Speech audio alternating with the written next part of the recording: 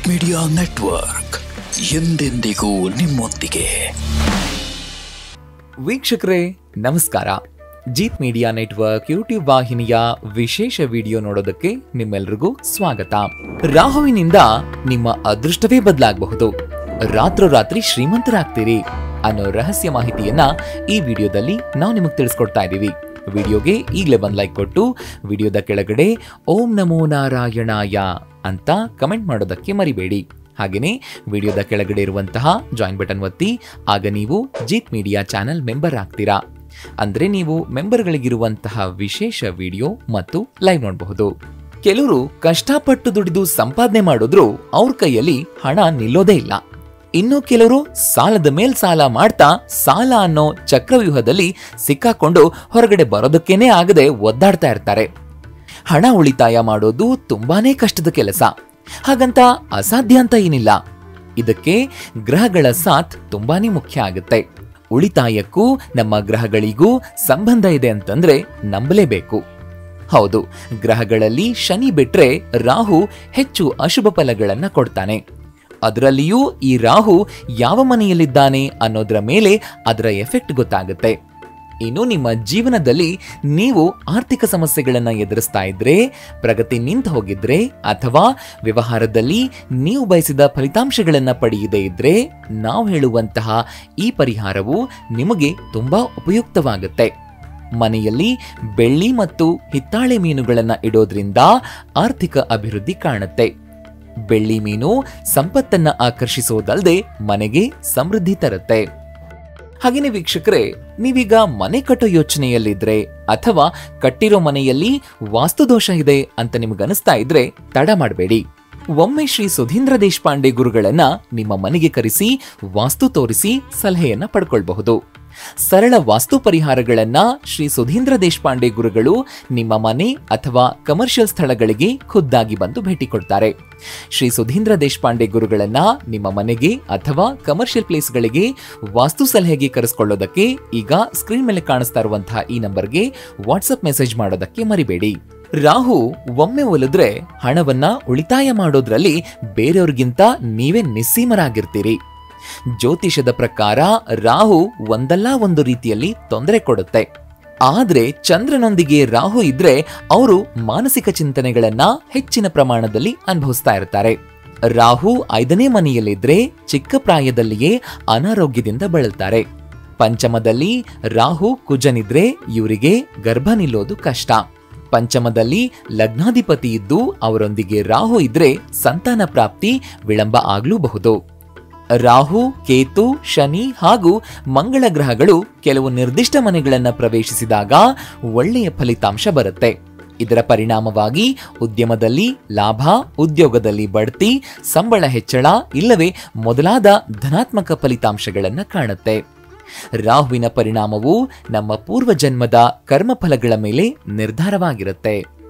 ನಾವು ಹಿಂದಿನ ಜನ್ಮದಲ್ಲಿ ಅನುಭವಿಸದ ಖುಷಿಗಳು, ಪೂರ್ಣಗೊಳಿಸದ ಕೆಲಸಗಳು, ಈಡೇರದ ಬಯಕೆಗಳು ಹಾಗೂ ನಾವು ಮಾಡಿದ ಕರ್ಮಗಳ ಮೇಲೆ ಈ ಜನ್ಮದಲ್ಲಿ ರಾಹು ನೀಡುವ ಫಲಿತಾಂಶಗಳು ನಿರ್ಧರಿತವಾಗುತ್ತವೆ.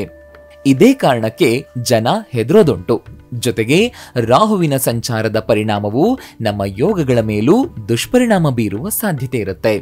ರಾಹು ನಮ್ಮ ರಾಶಿ ಚಕ್ರದ ವಿವಿಧ ರಾಶಿಗಳನ್ನ ಪ್ರವೇಶಿಸಿದಾಗ ಕೆಲವು ಸಾರಿ ನಾವು ಭ್ರಷ್ಟರಾಗುವಂತೆ ಮಾಡುತ್ತೆ. ನಮ್ಮಿಂದ ಕೆಲವು ತಪ್ಪು ಕೆಲಸಗಳನ್ನ ಮಾಡಿಸುತ್ತೆ. ಆದ್ರೆ ಇನ್ನೂ ಕೆಲವು ಬಾರಿ ನಮಗೆ ಖುಷಿ, ಧನಲಾಭ ಹಾಗೂ ರಾಜಯೋಗವನ್ನು ಕೂಡ ಕರುಣಿಸುತ್ತೆ. ರಾಹು ಕ್ರೂರ ಗ್ರಹವೇ ಆದ್ರೂ ಅದು ಪ್ರವೇಶಿಸುವ ಮನೆಗಳ ಆಧಾರದ ಮೇಲೆ ಫಲಿತಾಂಶ ಸಿಗುತ್ತೆ.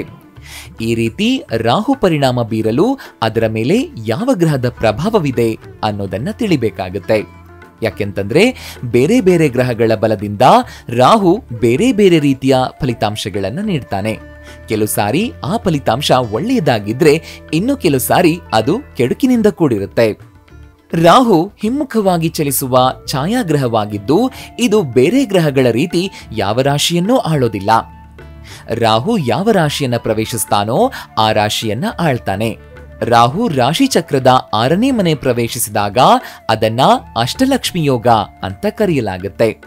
ಇದರಿಂದ ಮನುಷ್ಯನಿಗೆ ಧನಲಾಭದ ಜೊತೆಗೆ ಭರಪೂರ ಖುಷಿ ಸಿಗುತ್ತೆ. ಹೆಸರೇ ಹೇಳುವಂತೆ ಅಷ್ಟಲಕ್ಷ್ಮಿ ಯೋಗದ ಸಂದರ್ಭದಲ್ಲಿ ಮನುಷ್ಯನಿಗೆ ಧನಲಾಭವಾಗುತ್ತೆ. ಈ ಸಮಯದಲ್ಲಿ ವ್ಯಕ್ತಿ ಸಂಪಾದಿಸುವ ಹಣವು ಆತನ ದೀರ್ಘಾಯುಷ್ಯದವರೆಗೆ ಬಳಕೆಗೆ ಬರುತ್ತೆ. ಅಷ್ಟಲಕ್ಷ್ಮಿ ಯೋಗದಿಂದಾಗಿ ಉತ್ತಮ ಫಲಿತಾಂಶ ಸಿಗುತ್ತೆ. ಅಷ್ಟಲಕ್ಷ್ಮಿ ಯೋಗದಂತೆಯೇ ಲಗ್ನಕಾರಕ ಯೋಗದ ಮೂಲಕ ರಾಹು ಮನುಷ್ಯನಿಗೆ ಶುಭ ಲಾಭವನ್ನ ತರ್ತಾನೆ. ರಾಹುವು ರಾಶಿ ಚಕ್ರದ 2ನೇ, 9ನೇ ಹಾಗೂ 10ನೇ ಮನೆ ಪ್ರವೇಶಿಸಿದಾಗ ಮೇಷ, ಕಟಕ ಹಾಗೂ ವೃಷಭ ರಾಶಿಯವರಿಗೆ ಲಗ್ನಕಾರಕ ಯೋಗ ಬರುತ್ತೆ. ಜ್ಯೋತಿಷ್ಯದ ಪ್ರಕಾರ ಲಗ್ನಕಾರಕ ಯೋಗ ನಡೆಯುವಾಗ ರಾಹುವಿನಿಂದ ಆಗುವ ಅಪಾಯಗಳು, ಕೆಡಕುಗಳು ದೂರವಾಗಿ ದಿನದಿಂದ ದಿನಕ್ಕೆ ಆರ್ಥಿಕ ಪರಿಸ್ಥಿತಿಯು ಸುಧಾರಿಸುತ್ತೆ. ರಾಹುವು ರಾಶಿ ಚಕ್ರದ 6, 3 ಮತ್ತು 11ನೇ ಮನೆ ಪ್ರವೇಶಿಸಿದಾಗ ಮನುಷ್ಯನಿಗೆ ಹಣದ ಸಮಸ್ಯೆ ಪರಿಹಾರವಾಗುತ್ತೆ. ಅವನಿಗೆ ಬೇಕಾದಷ್ಟು ಹಣವು ಜೇಬಿನಲ್ಲಿರುತ್ತೆ. ಬದುಕಿನಲ್ಲಿ ಆತನು ಅಂದುಕೊಂಡಂತಹ ಕೆಲಸವು ಬೇಗನೆ ನೆರವೇರುತ್ತೆ. ರಾಹುವು ರಾಶಿ ಚಕ್ರದ 6 ಮತ್ತು 11ನೇ ಮನೆ ಪ್ರವೇಶಿಸಿದಾಗ ಅದನ್ನ ಕಪಟ ಯೋಗ ಅಂತ ಕರೀತಾರೆ. ಈ ಯೋಗವು ವ್ಯಕ್ತಿಯನ್ನ ಆರ್ಥಿಕ ಸಮಸ್ಯೆಗಳಲ್ಲಿ ಸಿಲುಕುವಂತೆ ಮಾಡುತ್ತೆ. ಈ ಸಂದರ್ಭದಲ್ಲಿ ಮನುಷ್ಯನು ಕಷ್ಟಗಳನ್ನ ಎದುರಿಸುವ ಶಕ್ತಿ ಕಳ್ಕೊತಾನೆ.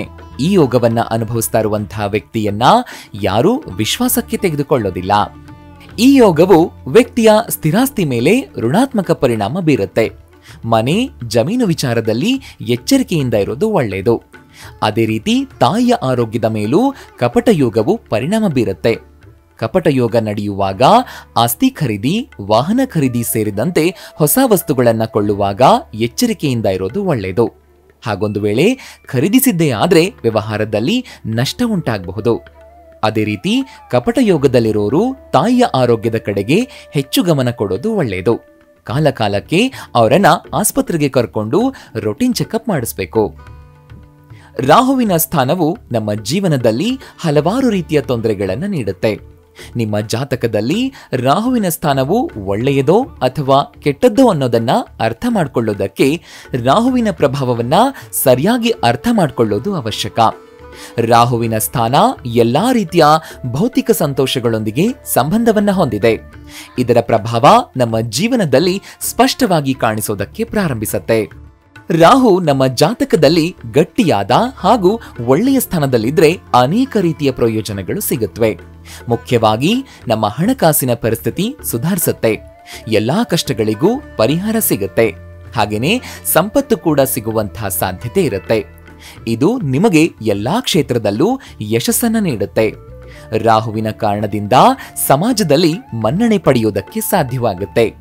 ಈ ರಾಹು ಒಳ್ಳೆಯ ಸ್ಥಾನದಲ್ಲಿದ್ರೆ ನಮ್ಮ ಆತ್ಮವಿಶ್ವಾಸ ಕೂಡ ಹೆಚ್ಚಾಗುತ್ತೆ. ವ್ಯಕ್ತಿಯ ಜಾತಕದಲ್ಲಿ ರಾಹು ಗ್ರಹವು ಉತ್ತುಂಗದಲ್ಲಿದ್ರೆ ಉತ್ತಮ ಫಲಿತಾಂಶ ಸಿಗುತ್ತೆ. ಹಾಗೇನೆ ಜಾತಕದಲ್ಲಿ ರಾಹುವಿನ ಸ್ಥಾನ ದುರ್ಬಲವಾಗಿದ್ರೆ ಅದು ಜೀವನದಲ್ಲಿ ತುಂಬಾ ತೊಂದರೆ ನೀಡುತ್ತೆ.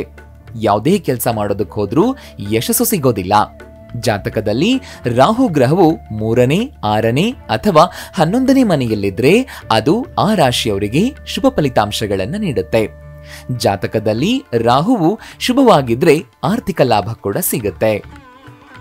ರಾಹು ನಿಮಗೆ ಅಪಾರ ಪ್ರಮಾಣದಲ್ಲಿ ಹಣ ಕೊಡಬೇಕು ಅಂತಂದ್ರೆ ಈ ರೆಮಿಡಿ ಮಾಡಿ ನೋಡಿ.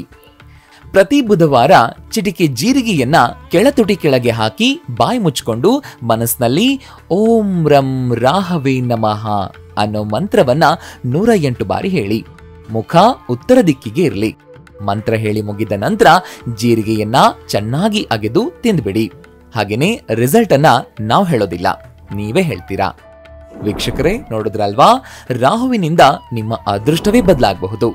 ರಾತ್ರೋರಾತ್ರಿ ಶ್ರೀಮಂತರಾಗ್ತೀರಿ ಅನ್ನೋ ಮಾಹಿತಿಯನ್ನ ತಿಳಿಸ್ಕೊಟ್ಟಂತಹ ಇವತ್ತಿನ ಈ ವಿಡಿಯೋ ನಿಮ್ಗೆ ಇಷ್ಟ ಆಗಿದೆ ಅಂತ ಭಾವಿಸ್ತೀನಿ. ಇಷ್ಟ ಆದ್ರೆ ಈಗಲೇ ಈ ವಿಡಿಯೋಗೆ ಒಂದು ಲೈಕ್ ಕೊಡಿ. ಅಷ್ಟೇ ಅಲ್ಲ, ನಿಮ್ಮ ಸ್ನೇಹಿತರಿಗೆ ಮತ್ತು ಸಂಬಂಧಿಕರಿಗೆ ಶೇರ್ ಮಾಡೋದಕ್ಕೆ ಮರಿಬೇಡಿ. ಜೀತ್ ಮೀಡಿಯಾ ನೆಟ್ವರ್ಕ್ ಚಾನೆಲ್ನ ಸಬ್ಸ್ಕ್ರೈಬ್ ಆಗಿ, ಹಾಗೇನೆ ವಿಡಿಯೋದ ಕೆಳಗಡೆ ಇರುವಂತಹ ರೆಡ್ ಬೆಲ್ ಐಕಾನ್ ಪ್ರೆಸ್ ಮಾಡಿ ಆಲ್ ನೋಟಿಫಿಕೇಶನ್ ಒತ್ತೋದಕ್ಕೆ ಮರಿಬೇಡಿ. ಜೀತ್ ಮೀಡಿಯಾ ನೆಟ್ವರ್ಕ್ ವಿಡಿಯೋಗಳು ನಿಮ್ಗಿಷ್ಟ ಆದ್ರೆ ಈ ವಿಡಿಯೋದ ಕೆಳಗಡೆ ಇರುವಂತಹ ಥ್ಯಾಂಕ್ಸ್ ಮತ್ತು ಜಾಯಿನ್ ಬಟನ್ ಪ್ರೆಸ್ ಮಾಡಿ ನಮ್ಮ ಪ್ರಯತ್ನವನ್ನ ಬೆಂಬಲಿಸಿ. ಜೀತ್ ಮೀಡಿಯಾ ನೆಟ್ವರ್ಕ್ ಸಮಸ್ತ ವೀಕ್ಷಕರ ಮೇಲೆ ಮಾತೆ ಮಹಾಲಕ್ಷ್ಮಿಯ ಆಶೀರ್ವಾದ ಸದಾ ಇರಲಿ ಅಂತ ಕೇಳ್ತಾ ಇವತ್ತಿನ ಈ ವಿಡಿಯೋನ ಇಲ್ಲಿಗೆ ಮುಗಿಸ್ತಾ ಇದ್ದೀವಿ. ನಮಸ್ಕಾರ.